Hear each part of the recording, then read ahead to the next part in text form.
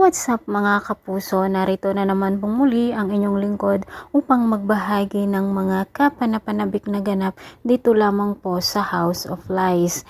Nakita nga po ni Jubert ang ginagawa ni na Paulo at Thea mga kapuso kung kaya't kinuhanan po niya ito ng video.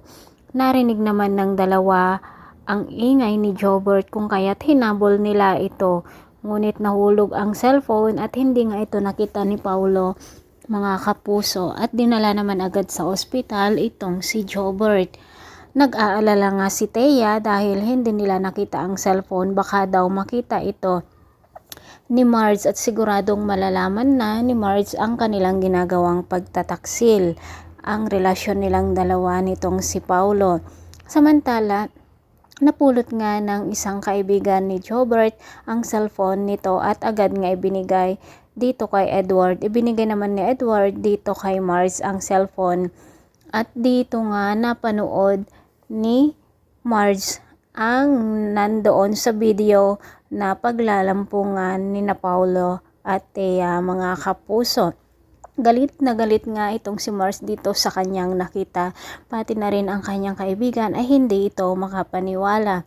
Samantala galit na galit naman si Greg nang malaman nga po ang isyong ito na magkalaguyo nga sina Thea at Paulo, kung kaya't sinabi ni Greg dito kay Paulo na kunin na niyang lahat ng kanyang gamit at lumayas na ito sa kanilang pamamahay dahil nga po isa daw malaking kaguluhan at isyo ang kanyang ginawa, lalo pat hipag niya mismo itong si Thea na asawa mismo ng kanyang kapatid na si Edward.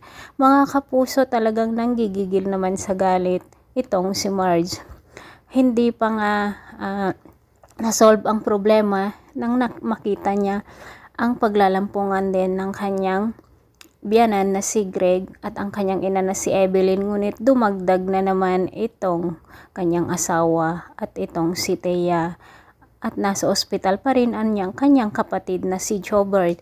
Mga kapuso, ano kaya ang gagawin ni Marge sa pangyayaring ito at matigil na rin kaya ang mga kataksilan ni na Paulo at Thea? Pakaabangan po natin ang bawat yugto dito lamang po sa House of Lies. Maraming salamat sa walang sawang pagsubaybay. God bless!